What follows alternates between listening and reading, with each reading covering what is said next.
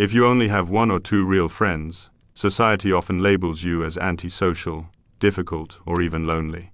You might have felt a specific type of shame when looking at people who seem to have massive groups, constant weekend plans, and a phone that never stops buzzing with notifications. But psychology says something very different. It says you likely possess a high social IQ and a rare personality trait called relational depth. If you can count your true friends on the fingers of a single hand, it's not because you are bad at making friends. It's because you have fundamentally different wiring when it comes to connection. You have reached a point where you realize that access to your energy is a special privilege, not a free right. Before we dive into why your small circle is actually a sign of an advanced mind, let me know in the comments. Are you part of the small circle club? Drop a lock emoji if you are protective of your energy. In this video, I am going to break down the 10 psychological reasons why having fewer friends is the hallmark of high intelligence and emotional maturity. You aren't isolating yourself, you are curating your life. Inauthenticity detection and the fake filter. One of the most profound reasons high IQ individuals have small circles is a physical intolerance for performative socializing. You have probably experienced a moment in a group setting like a party, a meeting, or a dinner, where you suddenly felt your energy battery drained to zero. This isn't because you were tired, but because the conversation was fake. Psychology calls this inauthenticity detection. Your brain is hypersensitive to social masks. You can sense when someone is complimenting you but doesn't mean it, or when people are gossiping just to bond. While most people see this as just socializing, for you, it is exhausting. Research shows that as we become more self-aware, our tolerance for inauthentic behavior drops very low. You'd rather be completely alone than sit through shallow and boring conversations with someone who is being fake instead of being real. Your brain picks up on manipulation, lies, and hidden motives instantly. You cut your circle small not to keep people out, but to keep your peace in. High neural sensitivity and energy economics.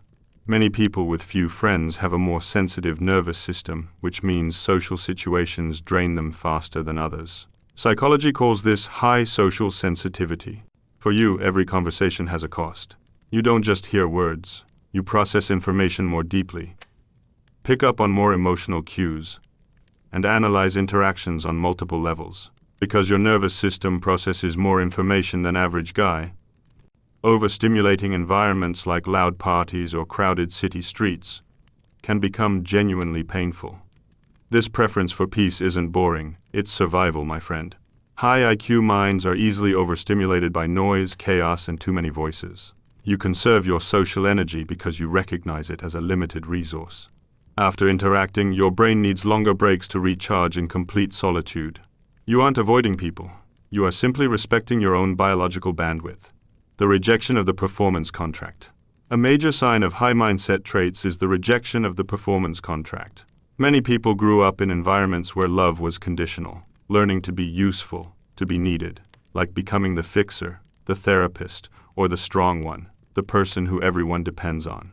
You may have built an entire personality around being indispensable, because you thought being needed was the same as being loved. But a high mindset shift happens when you get tired of performing a version of yourself that is digestible for others. You realize that you were actually alone long before you physically left the group. Because people didn't know you, they knew the service you provided. When you cut your circle down to one or two people, you are tearing up that contract. You stop explaining yourself to people who were never trying to understand you, but were just waiting for an opportunity to use you again. This isn't being cold, it's choosing a regulated state of peace over a dysregulated state of chaos. High metacognition and the rich inner world. When you don't have a constant stream of social activity, you automatically turn inward. Psychology links this solitude and introspection with high metacognition. The ability to think about your own thinking. This is a core sign of intelligence. Your rich inner world gives you answers that most people search for externally. Because your inner world is so fulfilling, you rarely feel the need to be around others. Research shows that high IQ individuals don't equate solitude with loneliness. They find it creative and fulfilling. You have built a world inside your own head that is interesting enough that you don't need constant validation from others. This level of self-sufficiency makes you dangerous to a society that tries to control people through the fear of being an outcast. You don't need external validation to feel like you exist or matter. The crisis test and trust thresholds. People with small circles usually share a specific history. They used to have a big group. They were the givers and the listeners. And then they got burned. Psychology suggests this creates a high trust threshold. You learned the hard way that friend is a heavy word, and you stopped handing out your loyalty for free. There is a saying in psychology that crisis reveals your true network.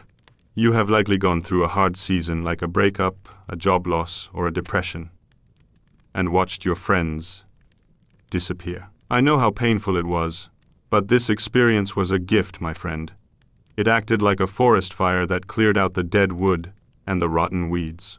You realize that most people are there for the party, not the cleanup. This crisis clarity taught you that the person who sits with you in the dark is the only one who deserves to walk with you in the light. Your circle is small because you only kept the survivors. Evolutionary speed and outgrowing the herd.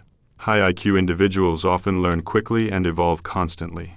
This means you might outgrow people faster than they outgrow you. You heal, you move forward, and you change your perspectives while others stay stuck in the same patterns. This isn't arrogance, it's growth. You aren't leaving people behind on purpose. You are simply moving at a different pace, and not everyone can keep up. Relationships that don't grow with you naturally fall away.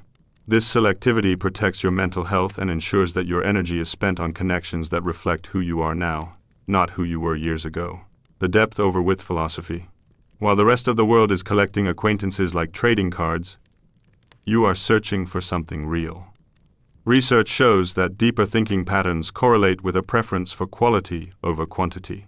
You are not built for small talk. You are built for meaningful connection. If someone asks, "How about this weather?" or "What do you do for work?" your brain immediately checks out. People with higher cognitive processing crave macro conversations about ideas, fears, and the universe. If a connection doesn't have depth, you view it as a waste of time. You aren't being rude. You are conserving your mental energy for conversations that actually matter. You would rather have one deep conversation a year than 1,000 shallow ones every day. Elite pattern recognition. If you have a small circle, you've likely developed elite pattern recognition. It's not distrust, it's simply data.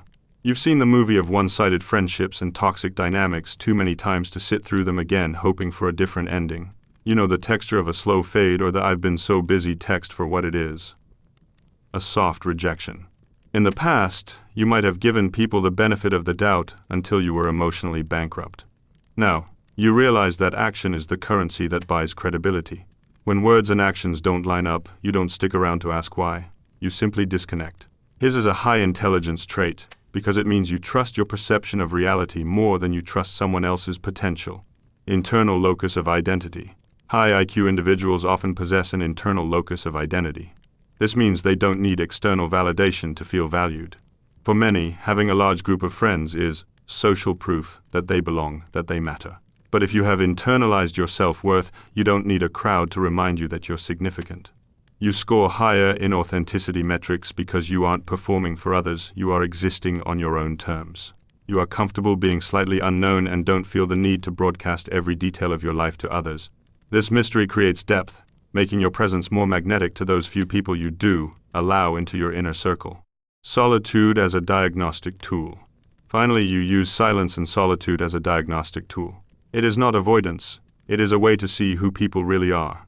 When you stop responding or create distance, you see who respects the pause and who becomes defensive or aggressive. Silence removes the emotional noise and lets you see loyalty, motive, and maturity with perfect clarity. By being happy alone, you hold up a mirror to everyone else's captivity. Your ability to be alone without feeling lonely is a sign of high emotional maturity. You have realized that solitude is the glory of being alone, while loneliness is the pain of being alone. You choose the glory. Here is the truth. If you only have one or two real friends, it doesn't mean you're broken. It means you value quality over quantity, authenticity over performance, and peace over chaos.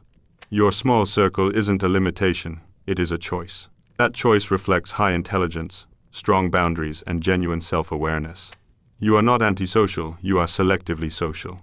You have built a life you don't need to escape from. If this video validated the silence you've been feeling, leave a calm emoji in the comments to show you're done accepting crumbs.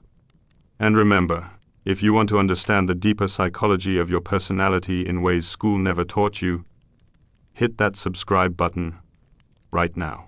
You might also want to join our newsletter community for researched insights that help you rebuild your inner circle correctly. You aren't weird for wanting peace. You are simply waking up. I'll see you in the next video.